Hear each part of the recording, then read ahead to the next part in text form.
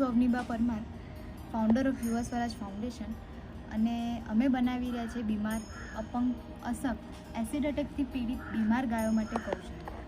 હવે આજે એક નવા મહેમાન આપણા ગૌશાળામાં આવ્યા છે, તો તમને બતાવીએ કે મહેમાન કોણ છે, શું એની પરિસ્થિતિ છે અને કઈ પરિસ્થિતિમાં આવ્યા હતા.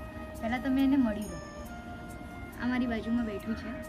આ એક 20 દિવસનું બચ્ચું છે, 20 દિવસનું વાછરડું છે, જે આપણી ગૌશાળામાં આવ્યા છે અને હવે આ આપણી ગૌશાળાનું સદસ્ય છે. હજી આનું નામકરણ બાકી છે. આ વાછરડું અમને આજથી લગભગ 1 વીક પહેલાં એક ભાઈ આવીને મૂકી ગયા હતા. અમે તપાસ કરી કે આ વાછરડાને સાથે શું થયું છે. જે હાલતમાં આવ્યું તે બહુ જ ખરાબ હાલત હતી, ગંભીર હાલત હતી. ગઈકાલે જ એનું ઓપરેશન થયું છે. એના પગમાં બહુ ગંભીર ઈજા હતી, એટલે અમારે ના છૂટકે એનો પગ કાપવો પડ્યો. આ લગભગ 20 દિવસનું બાળક છે, જેના ઉપર અમે જ્યારે તપાસ કરી કે આની સાથે શું થયું છે, ત્યારે અમને ખબર પડી કે આ બચ્ચાની ઉપર કંઈક મોટું હેવી સાધન, બોલેરો કહીએ કે આઈસર કહીએ, એનો અંદાજો નથી, પણ એવું સાધનના અથડામણમાં આવ્યું છે અને એનો પગ કચડાઈ ગયો છે.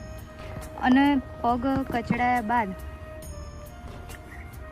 એને 10 દિવસ સુધી સારવાર ન મળી, અને પ્રાથમિક સારવાર જે મળવાની હતી એ ન મળી.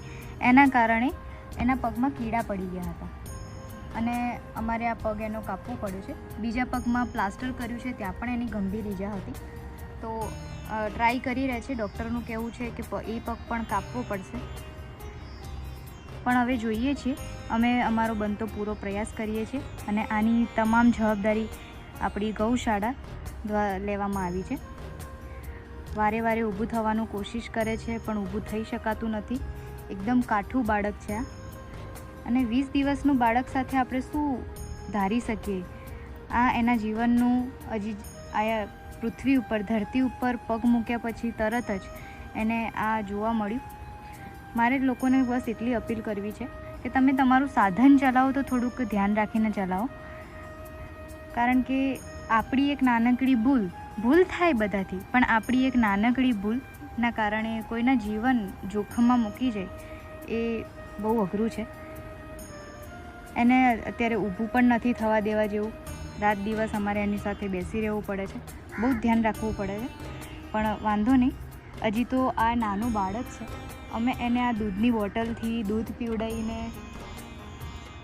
એનું ધ્યાન રાખીએ છીએ. દવાથી લઈને બધું જ અમે બોટલમાં રહીએ છીએ, કેમ કે એની માં નથી અને તરછોડીને જતી રહી છે. એટલે આ બાળકનું જે જીવન છે એ બહુ અઘરું છે, પણ આપણે આ બાળકનું જીવન સંવારવાની પૂરી કોશિશ કરીશું અને એની બધી જ જવાબદારી આપણી ગૌશાળામાં રાખીશું.